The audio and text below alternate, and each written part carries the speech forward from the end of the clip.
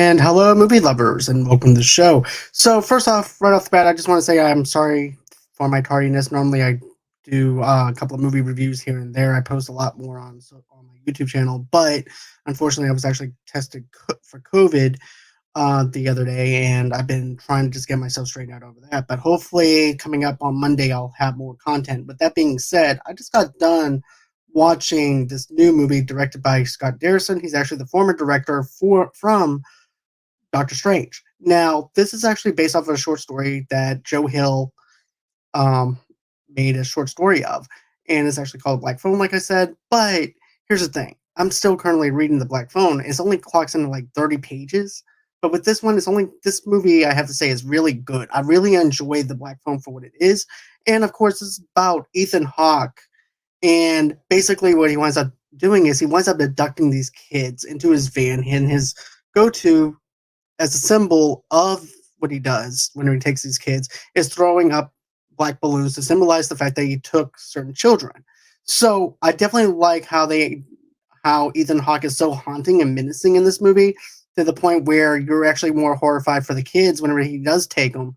And and then of course he winds up taking this one kid named Finney. He's actually played by Mason Thames, and I just have to say, you actually feel for Finney because of the fact that number one, he is a type of character that gets bullied throughout the movie, but you're also rooting for him. You're rooting for the fact that maybe he might actually stand up against himself, maybe this against this killer, maybe he might actually escape. You have a sense of danger with Finney whenever you see him going back and forth trying to figure out a way to escape from Ethan Hawke's character. Also, too, you also have Nadine McGraw, who plays Gwen, and Gwen has this thing where she has visions of these kids that are being taken from their families and things like that, and Ethan Hawke killing them, and that's something that I really liked. I thought Gwen does a really good job portraying the sister. I thought the chemistry between Mason and Mandine was really good. Madeline was really good, but whenever you see them split apart and everything, and she misses her brother, you can actually tell that she does in fact miss her brother. So that's something that I really liked with it. Also, too, let me just tell you this: I thought Ethan Hawke does a really good job, like I said, of being so menacing and haunting. But what really, to me, sets everything on how the character is his mask. He has different masks that he wears, and even though you don't really see Ethan Hawke's face that much, the facial expression within the masks themselves actually expresses the on how he feels what a certain character does whenever Finney is doing something that he's not supposed to be doing or when he's trying to escape. The mask actually shows a little bit of symbolism as to how Ethan Hawke is actually feeling. There's actually this little range of emotion where the mask might feel disappointed, or the mask might wind up feeling a little bit angry at Finney for trying to escape. So I definitely like that, and also too, this has this little bit of a ghost story as well. This kind of vibe, especially when dealing with the Black Phone, where basically every single time Finney picks up the phone, he winds up seeing one of the kids that were abducted, and that's when, of course, Finney winds up getting advice from them because they're the ones who did survive, and of course they're trying to help him. And I thought the makeup, the cosmetics for those characters, they did a very good job with it. I never knew that horror movies can still exist like this. And of course, this also starts off in the 1970s. And matter of fact, it stays in the 1970s.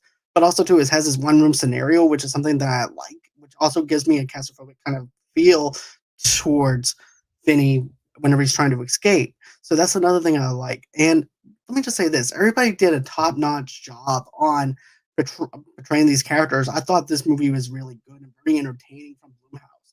And Blumhouse to me is like a love hate relationship that I have with them. But I have to say, they do a very, very good job at telling the story of the Black Phone. This movie only clocks in at an hour and 42 minutes, which is actually perfect. It's not a 2.5 hour movie like most movies are today. And I never knew that they could actually shoot something for less than 2.5 hours, especially dealing with a horror movie. But this is such a simplistic movie to the point where I have to say I had a good time watching the Black Phone. And this is one of the movies that I actually rented on YouTube for like $25 because I have COVID, so there's nothing much for me to do. So what better way to try and keep yourself occupied than watching a movie that you haven't seen before? And I've heard the hype off of this film, and I wasn't sure if I was going to enjoy it, but all around, Ethan Hawke does a fantastic job. And like I said, the brother and sister relationship between Mason Thames and Madeline McGraw is definitely fantastic. You can actually believe that they're 100% brother and sister in this movie. The chemistry actually works within this movie. Jeremy Davies also plays Terrence, who also plays their father, is a real scumbag throughout this movie. But also, too, it seems like between Ethan Hawke and him, they're basically battling their own demons in certain ways. Basically, the black phone to me represents uh, the damaging effects that it's having on Ethan Hawke's character in a sense because of the fact that it's about guilt and because it's geared towards guilt, all those voices are echoing through his head because of him killing these kids. So that's just my way of looking at it from a deeper angle, but everybody else experiences these movies in a different way. Jeremy Davis, on the other hand, is actually experiencing something different whenever he's dealing with Maddie McGraw's character Gwen when she's having these visions. But I'm not going to get into that because it's a non-spoiler review. But all in all, Black Phone is a lot of fun. Did you guys see it? Did you guys not see it? If you guys are still interested in this, it's still available to rent. Don't forget to hit that like button, smash that subscribe button. Also, too, don't forget to comment below. We do have an audio-only podcast, so go ahead and check that out. We also have a merch store. Check that out as well. We just did our Patreon for $5. You actually get to request a movie that you would like for us to review. So go ahead, check that out below. And always until next time, guys, I'm looking forward to being able to do more reviews next week. And always until next time, it's been real. It's been fun. I hope everyone has a great and safe day. And